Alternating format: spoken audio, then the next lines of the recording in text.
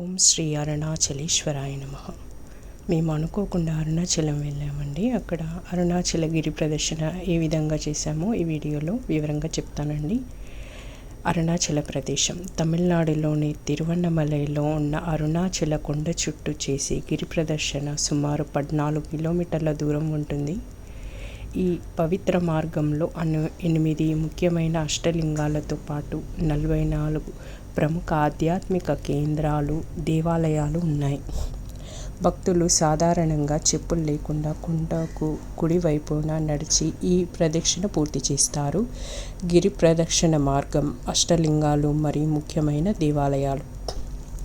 రాజగోపురం నుండి ప్రదక్షిణ మొదలై తిరుగు అక్కడికి చేరుకోవడంతో యాత్ర పూర్తవుతుంది. ఇందులో మొదటిగా మనకు కనిపించేది ఇంద్రలింగం అండి.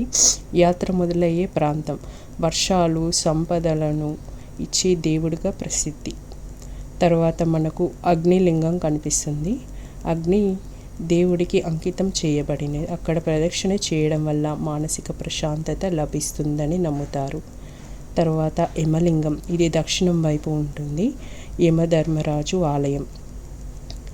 నైరుతి లింగం, భూత ప్రేతాల బాధలను తొలగించే దేవాలయం. తర్వాత వరుణలింగం, నీటి అధిపతి అయిన వరుణుని ఆలయం. తర్వాత వాయులింగం, వాయువునకు ప్రతీకగా ఉండే ఈ లింగం ఆరోగ్యాన్ని ప్రసాదిస్తుందని నమ్ముతారు. కుబేరలింగం, సిరి సంపదలను ఇచ్చే కుబేరుని ఆలయం. తర్వాత ఈశాన్యలింగం, పరమశివునికి అత్యంత ప్రీతిపాత్రమైన చివరి లింగం. శ్రీ ఆది అరుణాచలేశ్వర ఆలయం, మార్గం మధ్యలో ఉండే పురాతన ఆలయం. అక్కడ దర్శనం చాలా విశేషమైనదిగా చెబుతారు. రమణాశ్రమం, ప్రదక్షిణ మార్గంలో రమణ మహర్షి ఆశ్రమాన్ని దర్శించి ధ్యానం చేసుకోవచ్చు. శ్రీ శేషాద్రి స్వామిగల్ ఆశ్రమం మరియు యోగిరామ్ సూరత్ కుమార్ ఆశ్రమం. ముఖ్యమైన సూచనలండి. ఈ 14 కిలోమీటర్ల నడకను పూర్తి చేయడానికి సాధారణంగా 3 నుండి 4 గంటల సమయం పడుతుంది. కానీ మాకు 6 గంటల సమయం పట్టిందండి. మేము సాయంత్రం 4:30కు గిరి ప్రదర్శన స్టార్ట్ చేసాము. మాకు కంప్లీట్ అయ్యేవరకు 10 అయిందండి. అంటే మధ్యలో వర్షం పడ్డది, అందుకని మేము ఒక అరగంట సేపు బ్రేక్ తీసుకున్నాం. ఆలయ సమయాలు: అరుణాచలేశ్వరం ఆలయం ఉదయం 5:30 నుండి మధ్యాహ్నం 12:30 వరకు మరియు సాయంత్రం 3:30 నుండి రాత్రి 9:30 వరకు భక్తులకు దర్శనమిస్తుంది.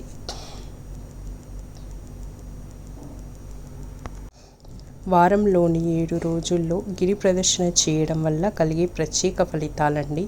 ఆదివారం రోజు గిరి ప్రదర్శన చేసినట్లయితే సూర్యలోక ప్రాప్తి కలుగుతుంది. సోమవారం గిరి ప్రదర్శన చేసినట్లయితే వృద్ధాప్యం, మరణ భయం నుండి విముక్తి, శివ సాయుధ్యం కలుగుతుంది. మంగళవారం ప్రదక్షిణ చేసినట్లయితే అప్పుల బాధలను తొలగించడం, సమస్త ఐశ్వర్యాలు కలగడం. ఐశ్వర్యం అంటే సంపద కాదండి, మనకు సంతోషంగా ఉండడం కూడా ఒక ఐశ్వర్యమే. బుధవారం జ్ఞానోదయం, విద్యాభివృద్ధి. గురువారం ప్రదర్శన చేయడం వల్ల గురు అనుగ్రహం, సకల దేవతల నమస్కారాలు పొందే భాగ్యం కలుగుతుంది. శుక్రవారం అష్టైశ్వర్యాలు, విష్ణులోక ప్రాప్తి కలుగుతుంది. శనివారం రోజు గిరి ప్రదర్శన చేసినట్లయితే జన్మరాహిత్యం, సకల కార్యాజయం కలుగుతుందండి. అలాగే ప్రతి నెల వచ్చే పౌర్ణమి రోజున గిరి ప్రదర్శన చేయడం వలన అత్యంత పవిత్రమైనదిగా పరిగణిస్తారు. ఈ రోజుల్లో కొండపై నుంచి వీచే గాలిలో ఔషధ గుణాలు శరీరాన్ని, మనస్సును ఉత్తేజపరుస్తాయి. మీరు అరుణాచలం గిరి ప్రదర్శనకు వెళ్ళాలని అనుకుంటే ఈ వీడియో తప్పకుండా చూడండి. ఓం శ్రీ అరుణాచల ఓం అరుణాచలేశ్వరాయ నమః. మేము అరుణాచలం అనుకోకుండా వెళ్ళామండి. మేము అసలు తిరుపతికి వెళ్దాం అనుకున్నాము. కాకపోతే ఒకరోజు మాకు నెక్స్ట్ డే రోజు దర్శనం వచ్చింది. ఆ ముందు రోజు ఖాళీగా ఉండడం ఎందుకని అరుణాచలం వెళ్ళామండి. తిరుపతి నుండి 9:30కి మార్నింగ్ ట్రైన్ ఎక్కాము. మేము వెళ్ళేసరికి 1:30 అయిందండి. 1:30కి హోటల్కి వెళ్ళి భోజనం చేసి తర్వాత 3:30కి టెంపుల్ ముందుకు వెళ్ళాము. అక్కడ కాసేపు స్పెండ్ చేసాము. తర్వాత టెంపుల్ ఓపెన్ అయిందండి. మాకు ఒక 1/2 అవర్లోనే దర్శనం అనేది జరిగింది. మేము అసలు అనుకోలేదు వస్తామని, కానీ అనుకోకుండా వచ్చాము. మాకు దర్శనం అయ్యే వరకు 4 అయిపోయింది. మాకు నైట్ మళ్ళీ 11 బస్సు ఉందండి. అంత టైం ఎలా ఖాళీగా ఉండడం ఎందుకని మేము గిరి ప్రదర్శన స్టార్ట్ చేసాము. అనుకోకుండా అసలు ఏమాత్రం అనుకోలేదు గిరి ప్రదర్శన చేస్తామని. స్టార్ట్ చేసాము. మనం ఇక్కడ మనకి ఈ రాజగోపురం కనిపిస్తుంది కదా, అక్కడ నుండి స్టార్ట్ చేసాము. మేము 4:30కి స్టార్ట్ అయ్యాము. 4:30కి స్టార్ట్ అయ్యాక నడుస్తూనే ఉన్నాము. ఇక అన్నీ చూసుకుంటూ వెళ్ళిపోయాము. దాదాపు 8 లింగాలు ఉంటాయండి. ప్రతి ఒక్క ఆలయంలోకి మనం వెళ్ళి ప్రదర్శన చేసుకోవచ్చు. ఒక ప్రదర్శన చేసుకొని మళ్ళీ బయటికి రావచ్చు. ఇది గర్భగుడిలోని ఫోటో అండి. లోపలికి ఫోన్స్ అలో చేస్తారు కానీ దేవుణ్ణి మాత్రం ఫొటోస్ తీయకూడదండి. మేము ఈ లోపల వేడిగా ఉంటుంది, ఎందుకంటే ఇక్కడ ఉండేది అగ్నిలింగం కాబట్టి చాలా పెద్ద ఫ్యాన్స్ కూడా పెట్టారు. ఇది గుడి బయటికి వెలుపలికి వచ్చే మార్గం అండి. చుట్టూ చాలా ప్రశాంతంగా లోపలనే ఒక 2 కిలోమీటర్స్ నడవాల్సి ఉంటుంది. చాలా బాగుందండి. ఒకసారి తప్పకుండా వెళ్ళండి వీలైతే, చాలా బాగుంటుంది. అనుకోకుండా ప్రయాణం అండి మాది ఇది. మేము ఇంకొక ఫ్యామిలీ వెళ్ళాము. లోపల చాలాసేపు కూర్చున్నాము. చుట్టూ చెట్లు, పురాతన చెట్లు, అసలు చాలా బాగుంది. తిరుపతిలో ఎంత ప్రశాంతంగా ఉంటుందో ఇక్కడ కూడా అంత ప్రశాంతంగా ఉందండి. ఎంతో పుణ్యం చేసుకుంటే కానీ అరుణాచలం వెళ్ళలేమండి. అసలు మేము 2023లోనే అరుణాచలం వెళ్ళామని అనుకున్నాము, కానీ మాకు అసలు వీలు కాలేదు, వెళ్ళలేకపోయాము. ఇప్పుడైతే అన్ఎక్స్పెక్టెడ్గా అసలు అనుకోకుండానే మేము వెళ్ళే రోజే అరుణాచలానికి వెళ్ళాల్సిన ట్రైన్కి మళ్ళీ రావడానికి బస్కి టికెట్స్ బుక్ చేసుకున్నాము. అంటే ప్రయాణం స్టార్ట్ చేసే వరకు కూడా మాకు తెలియదు అరుణాచలం వెళ్తామని. తిరుపతికి వెళ్దాం అనుకున్నాం కానీ అరుణాచలం అసలు అన్ఎక్స్పెక్టెడ్ అండి.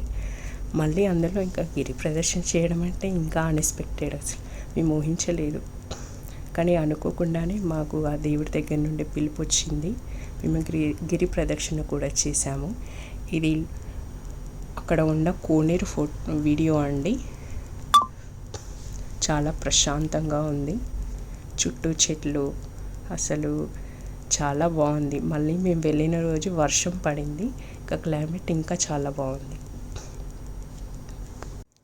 ఓం శ్రీ అరుణాచలేశ్వరాయ నమః. ఇది లోపల ఉండండి, టెంపుల్ లోపల ఉన్నాయి. వీడియో కూడా తీసుకోవచ్చు, ఫొటోస్ కూడా తీసుకోవచ్చు, కానీ గర్భగుడిలో మాత్రం ఫొటోస్ తీయకూడదండి. మేము బయటికి రావడానికి వచ్చే దారండి ఇది. అక్కడ పక్కన కోనేరు ఉంది, కోనేరు వీడియో కూడా తీసాము. చాలా బాగుంది. వాటర్ కూడా చాలా ఫ్రెష్గా ఉన్నాయి, కానీ ఎవరు స్నానం చేయట్లేదండి. అరుణాచలం ఆలయం శివుడికి అంకితం చేయబడిన అత్యంత పురాతన పవిత్రమైన పుణ్యక్షేత్రాలలో ఒకటి. ఇది పంచభూత క్షేత్రాలలో అగ్నితత్వానికి ప్రతీకగా నిలుస్తుంది. అరుణాచలం కేవలం ఒక దేవాలయం మాత్రమే కాదు, ఒక ఆధ్యాత్మిక కేంద్రం, జ్ఞాన మార్గం కూడా. శివుని దివ్యత్వాన్ని, ప్రకృతి మహిమను ఏకకాలంలో అనుభూతి చెందడానికి ఇదొక అద్భుతమైన ప్రదేశం. అరుణాచలంలో గిరి ప్రదర్శన అందరూ చేస్తారు. అలాగే అరుణాచలేశ్వరుడి ఆలయానికి వెళ్ళి దర్శనం చేసుకొని వస్తారు. కానీ చాలామంది మిస్ అయ్యేది ఏంటంటే అరుణాచలగిరిపై 7 అద్భుత ప్రదేశాలున్నాయి. వాటిని చాలామంది గమనించరు. అందులో ఒకటి స్కందాశ్రమం, విరూపాక్ష గుహ. ఈ 2 చూసి వచ్చేస్తుంటారు. అయితే అందరూ తప్పకుండా చూడాల్సిన 7 ప్రదేశాల గురించి ఇక్కడ తెలుసుకుందాం. మెట్ల మార్గం ద్వారా అరుణాచల కొండపైకి ఎక్కితే పైన మొదట స్కందాశ్రమం వస్తుంది.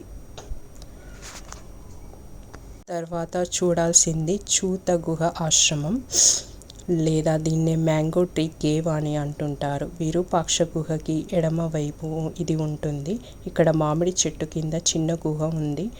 చల్లగా ఉండటంతో గురువు గారి శిష్యులు అక్కడికి రమణ మహర్షిని తీసుకొచ్చారట. అక్కడి నుండి కొంచెం బయటికి వస్తే మనకు గాయత్రి ఆలయం కనిపిస్తుంది. ఇక్కడ 9 గోపురాలు కనిపిస్తాయి. మేము గిరి ప్రదర్శనం చేయడం స్టార్ట్ చేసామండి.